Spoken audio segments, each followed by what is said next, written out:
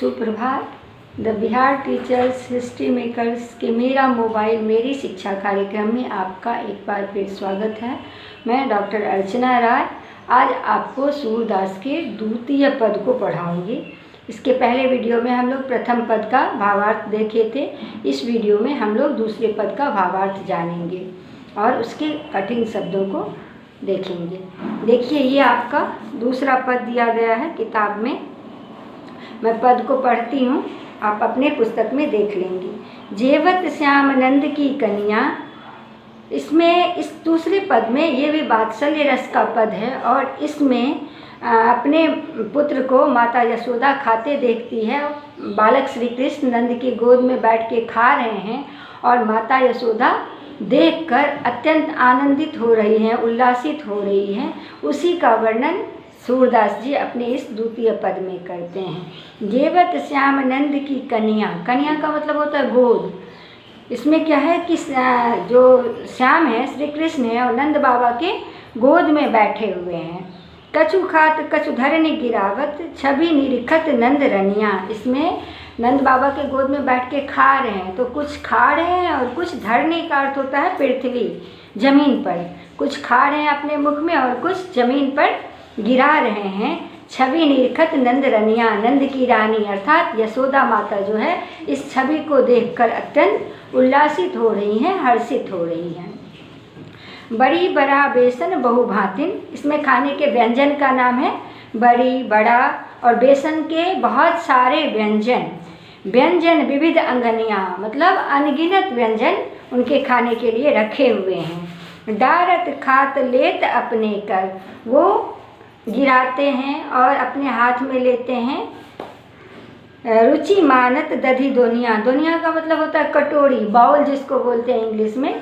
तो इतने सारे अनगिनत व्यंजन उनके इर्द गिर्द रखे हुए हैं खाने के लिए, पर श्री कृष्ण को सबसे ज़्यादा पसंद क्या आ रहा है? दधी का जो कटोरा है। दधी संस्कृत शब्द है जिसको हिंदी में हम लोग दही बोलते हैं। दही का बाउल जो है, कटोरी जो है, वो श्री कृष्ण को बहुत आकर्षित कर रहा है।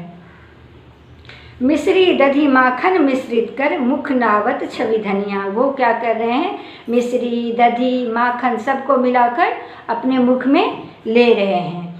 तो आपू खात नंद मुख नावत सो छवि कहत न बनिया। वो कुछ खुद खा रहे हैं और नंद बाबा के भी मुख में खिला रहे हैं। तो जब बच्चा अपने हाथ से अपने मुंह में खाता है और अपने माता पिता किसी को खिलाता है तो यह दृश्य किसी के लिए भी रमणीय होता है, आकर्षित करने वाला, मन को मोहने वाला होता है।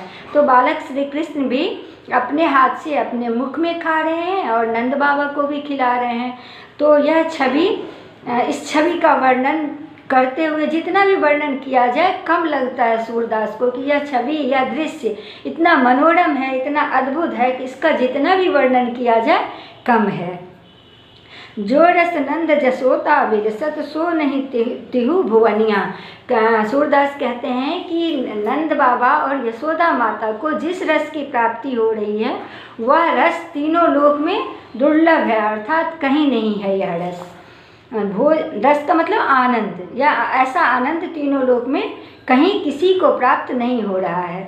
भोजन करी नंद अचमन लिन्नो। अचमन का मतलब कुल्ला जो करते हैं खाना खाने के बाद। मांगत सूरज उठनिया। भोजन करके नंद बाबा और श्री कृष्ण क्या करते हैं? कुल्ला करने जाते हैं। और नंद बाबा तो ये सूरदास जी सोचते हैं कि यदि मुझे इनका जूठा थोड़ा सा मिल जाता तो मेरा भी जीवन धन्य हो जाता।